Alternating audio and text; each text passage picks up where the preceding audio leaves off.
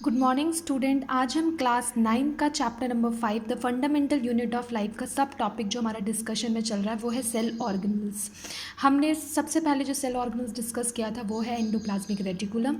Endoplasmic reticulum के बाद हमने सेकेंड जो किया था उसका नाम क्या था, गोल्गी एपरेटस। अब गोल्गी के बाद जो थर्ड हमें सेल ऑर्गेनल्स डिस्कस करना है उसका नाम क्या है, लाइजोसोम्स।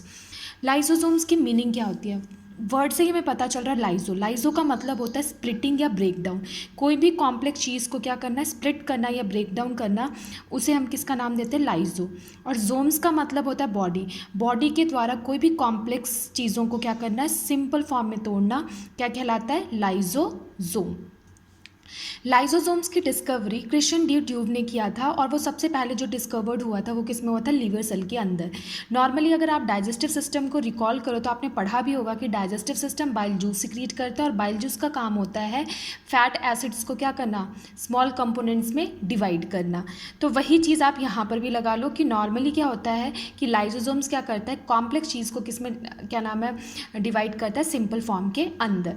लाइजोसोम्स कहाँ मिलता है, लाइजोसोम्स पूरे यूकैरियोट सेल्स में मिलता है। आपको पता है प्रोकैरियोट्स और यूकैरियोट्स में क्या डिफरेंस है।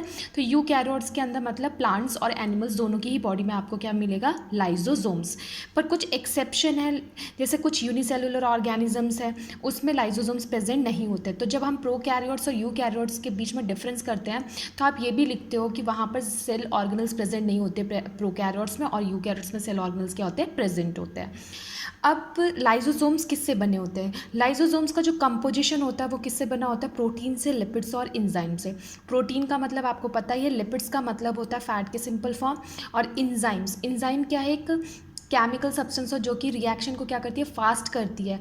वो इंजाइम जो ब्रेक डाउन करने के लिए क्या करती है, हेल्प करती है, उसी को हम किसका नाम देते हैं, इंजाइम्स का। अब मैं डायग्राम के माध्यम से आपको बताती हूँ कि किस तरीके से क्या होता है। पहले जब हमने सेल ऑर्गेनल्स का डिस्कशन किया था तो ये आपको पता है कि न्यूक्लियस के साथ ट्यूब लाइक स्ट्रक्चर अटैच होता है, वो आपने पढ़ाई, एंडोप्लाज्मिक रेटिकुलम। एंडोप्लाज्मिक रेटिकुलम के नज़दीक किसका फॉर्मेशन होता है, गोल्गी का। और गोल्गी आपने पढ़ा था कि जिसके स्टैक्स होते हैं वो बड़े हो जा क्या नाम है, जब ज़्यादा बड़े होते हैं तो वो किसका फॉर्मेशन करते हैं, वेसिकल्स का। और वो वेसिकल्स क्या करता है, उस चीज़ को जो एंडोप्लाज्मिक रेटिकुलम में क्या नाम है, प्रोटीन सिंथेसाइज किया था उसे वो क्या करेगा, पैक करेगा तो वो कॉम्प्लेक्स फॉर्म में अब वो किसके पास भेजेगा, नेक्स्ट सेल ऑर्गेनल जिसका नाम क्या है, लाइजोसोम्स। तो ये जो लाइजोसोम्स है इसके अंदर क्या होता है, हाइड्रोलिटिक इंजाइम्स कंटेन करता है। ये हाइड्रोलिटिक इंजाइम्स का मतलब एसिडिक नेचर का होता है, और बाहर जो सेल का इन्वायरमेंट होता है वो क्या होता है, बेसिक नेचर का। अगर मान लो गलती से थोड़ा बहुत ये इसमें से निकल भी जाता है तो बाहर जब वो सिक्रीट करेगा तो इसका मतलब ये क्या है, वो प्रॉपर तरीके से उसे न्यूट्रलाइज कर देगा, तो कोई इफेक्ट नहीं होगा नॉर्मली लाइजोसोम्स का। और लाइजोसोम्स क्या करेगा, कॉम्प्लेक्स चीज़ों को क्या करेगा, सिंपल फॉर्म में ब्रेक डाउन कर देगा, किसकी हेल्प से, हाइड्रोलिटिक इंजाइम्स की वजह से। कभी कभी ये क्या करता है कि इसके जो हाइड्रोलिटिक एंजाइम है ये एसिडिक नेचर के होते ही हैं, और कभी कभी ये क्या होता है, बहुत ज़्यादा इसका सेल अगर रप्चर हो जाता है तो ये पूरा का पूरा हाइड्रोलिटिक एंजाइम्स क्या होता है, बाहर सिक्रीट हो जाता है। जब ये बाहर सिक्रीट हो जाता है तो पूरा का पूरा जितने भी सेल ऑर्गेनल्स होते हैं वो उस पूरे सेल ऑर्गेनल्स को क्या करता है, डैमेज कर देता है, डाइजेस्ट कर लेता है एक तरीके से। इसलिए इसको हम किसका नाम देते हैं, सुसाइडल बैग्स का। किसका नाम देते हैं, सुसाइडल बैग्स। जब हम इसकी फंक्शन की बात करते हैं, लाइसोसोम्स की फंक्शन की बात करते हैं, तो उसमें क्या बोलता है, they can destroy foreign gene material. तो जो मैंने आपको बताया कि ये क्या होता है, लाइसोसोम्स क्या करता है, क्लीन करता है सेल्स को। जितने भी सेल्स होते हैं उसके अंदर जो भी फॉरेन जीन मटेरियल्स आए होते हैं, कोई बैक्टीरिया कुछ भी आता है तो उन्हें क्या करता है, ये क्लीन करता है। दूसरा ये क्या करता है, they can remove worn out parts of the cell. अगर कोई पार्ट सेल का क्या होता है, ख़राब होता है तो उसे भी ये क्या करता है, डाइजेस्ट करके क्या कर लेता है, क्लीन कर देता है। और तीसरी चीज़, अगर ये क्या होता है, हद से ज़्यादा इसका हाइड्रोलिटिक एंजाइम्स क्या होता है, सिक्रीट हो जाता है, क्योंकि वो एसिडिक नेचर का होता है, तो अगर वो पूरे सेल से स्प्रेड हो जाता है तो वो उसको क्या करता है, डैमेज कर लेता है, ब्रस्ट आउट कर लेता है अपने ही सेल को। इसलिए इसको किसका नाम दिया जाता है, suicidal bags. Because when cell get damage during the disturbance in cellular respiration, अगर उसके सेलुलर रेस्पिरेशन की मेटाबॉलिज्म में भी कुछ डिस्टर्ब हो जाए तो may burst and the digestive enzyme thus release digest their own cells. कभी कभी इस जो ये अपनी मेटाबॉलिक एक्टिविटी परफॉर्म कर रहा है पर वो मेटाबॉलिक एक्टिविटी किसी कारण से क्या हो जाती है, डिस्टर्ब हो जाती है। जब किसी कारण से वो डिस्टर्ब हो गई तो उसका मतलब क्या है कि ये अपने ही सेल्स को क्या करना शुरू करता है, खाना शुरू कर देता है। इसी की वजह से इसको हम किसका नाम देते हैं, सुसाइडल बैग्स का। अब हमारा जो नेक्स्ट सेल ऑर्गेनल्स है जो हम डिस्कस करेंगे वो क्या है, हमारा माइट्रो कॉन्ड्रिया। अब हमारा जो नेक्स्ट टॉपिक है वो है माइट्रोकॉन्ड्रिया। माइट्रोकॉन्ड्रिया का मतलब क्या होता है? माइट्रो वर्ड्स क्या कहता है? थ्रेड लाइक स्ट्रक्चर, और कॉन्ड्रिया मतलब क्या होता है? ग्रैन्यूल्स, जिसके अंदर छोटी छोटी चीज़ें क्या होती है? प्रेजेंट होती है।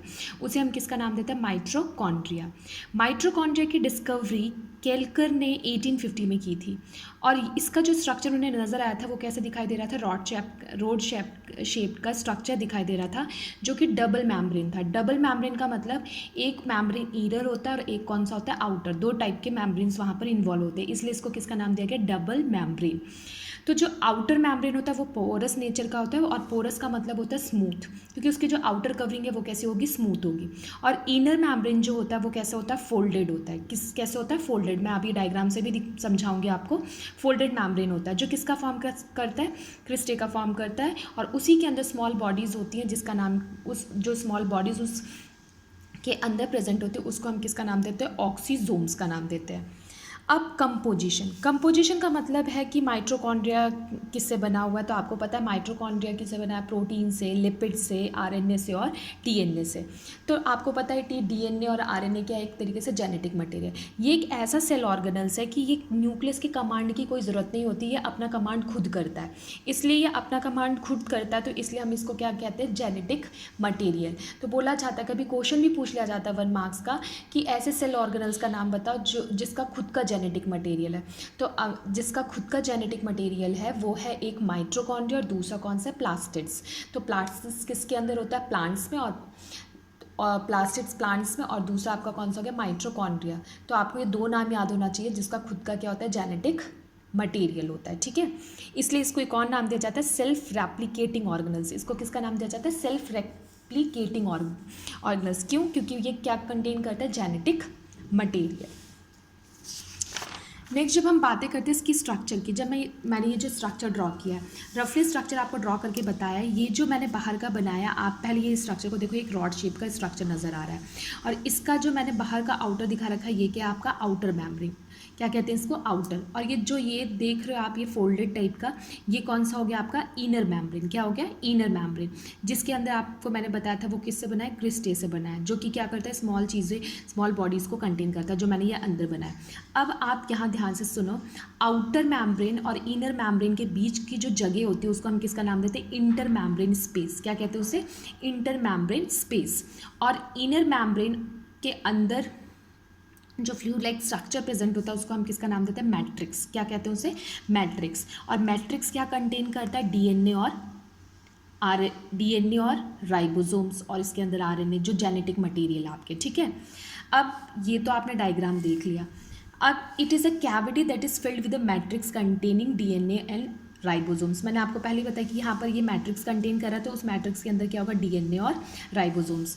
इसका काम क्या होता है? यहाँ पर प्रॉपर तरीके से क्या करना? फूड को स्टोर करना।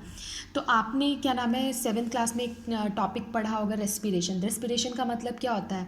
कि जब हम फूड खाते हैं, फूड खाने से जो एनर्जी रिलीज़ होती है और उस एनर्जी से हम काम करते हैं, उसे हम किसका नाम देते हैं? सेलुलर किसका नाम देते हैं? रेस्पिरेशन का। और जब वो सेलुलर रेस्पिरेशन का कहलाता है, जब वो एनर्जी हर सेल्स क्या करती है? आपकी बॉडी को यूज़ करती है, तो उसे हम किसका नाम देते हैं? सेलुलर रेस्पिरेशन का। और जब वो सेलुलर रेस्पिरेशन परफॉर्म कर रही है तो वह एनर्जी कौन से फॉर्म में रिलीज़ करती है? एटीपी के फॉर्म में। वही एटीपी एनर्जी जो स्टोर हो रही है जिस सेल ऑर्गेनल्स के अंदर, वो कौन है? माइट्रोकॉन्ड्रिया। और माइट्रोकॉन्ड्रिया का ही दूसरा नाम क्या कहलाता है? Power house of the cell. तो अगर आपसे रीज़न पूछा जाता है कि इसे power house of the cell क्यों कहा जाता है, तो क्योंकि ये सेलुलर रेस्पिरेशन क्या नाम है? रेस्पिरेशन परफॉर्म करता है, ऑक्सीडेशन प्रोसेस यूज़ कर रहा है, जिसके वजह से ये क्या करता है? एनर्जी रिलीज़ करता है। और वो एनर्जी किस फॉर्म में रिलीज़ करता है? एटीपी के फॉर्म में रिलीज़ करता है। और वो एटीपी फिर दोबारा क्या करता है? वो एटीपी दोबारा क्या करता है? एनर्जी प्रोवाइड करता है हर सेल ऑर्गेनल्स को परफॉर्म करने के लिए। इसलिए इसको किसका नाम दिया गया? Power house of the cell. अब हम इसका फंक्शन डिस्कस कर लेते हैं। It is the main site for cellular respiration. जितनी भी सेलुलर रेस्पिरेशन है उसका ये क्या है? माइट्रोकॉन्ड्रिया एक मेन साइट है। दूसरा ये क्या करता है? क्या नाम है? Process in which cell convert कर देता है शुगर और ऑक्सीजन और क्या रिलीज़ करता है एटीपी के फॉर्म में। तीसरी चीज़ क्या है, ये एक सोर्स है एनर्जी का हर सेल बॉडी को परफॉर्म करने के लिए, इसलिए इसको किसका नाम दिया जाता है, power house of the cell. मैं एक बार फिर से रिकॉल कर देती हूँ। माइटोकॉन्ड्रिया के पास दो मेम्ब्रेन होते हैं, एक आउटर और एक इनर। आउटर जो होता है वो स्मूथ होता है और इनर जो होता है वो कैसा होता है, फोल्डेड होता है। ठीक है, इनर जो फोल्डेड, आउटर और इनर के बीच का जो स्पेस कहलाता है वो क्या कहलाता है, इंटर मेम्ब्रेन स्पेस कहलाता है। और उसके बाद उसमें मैट्रिक्स होता है, मैट्रिक्स के अंदर उसके क्या होता है, जेनेटिक मटेरियल, जिसमें आपने डीएनए और राइबोसोम्स के बारे में पढ़ा। तो मैंने आपको पहले ही बताया कि बाकी सब सेल्स ऑर्गेनल्स को कौन कंट्रोल कर रहा है, न्यूक्लियस। पर दो सेल ऑर्गेनल्स को जो न्यूक्लियस कंट्रोल नहीं करता, वो खुद अपने आप को कंट्रोल करते हैं, वो है एक माइटोकॉन्ड्रिया, दूसरा कौन सा है, प्लास्टिस। इसलिए इसको बोला जाता है कि इनका खुद का क्या है, जेनेटिक मटेरियल। तो ये पॉइंट बहुत अच्छी तरीके से याद करना, क्योंकि ये 1 मार्क्स का क्वेश्चन भी पूछ लिया जाता है कि जेनेटिक मटेरियल कौन से सेल ऑर्गेनल कंटेन करता है। दूसरा, इसको किसका नाम दिया जाता है, power house of the cell कहा जाता है, क्योंकि यहाँ पर पूरी की पूरी एनर्जी क्या होती है, स्टोर होती है किस फॉर्म में, एटीपी के फॉर्म में। तो एटीपी के फॉर्म में जब स्टोर होती है तो आपको ये भी पता होना चाहिए कि एटीपी का फुल फॉर्म क्या है। तो एटीपी का फुल फॉर्म क्या है, एडिनोसिन ट्राई, पी का मतलब क्या होता है, फॉस्फेट। तो मुझे लगता है कि आपको समझ में आ गया होगा ये topic. So thank you for watching this video.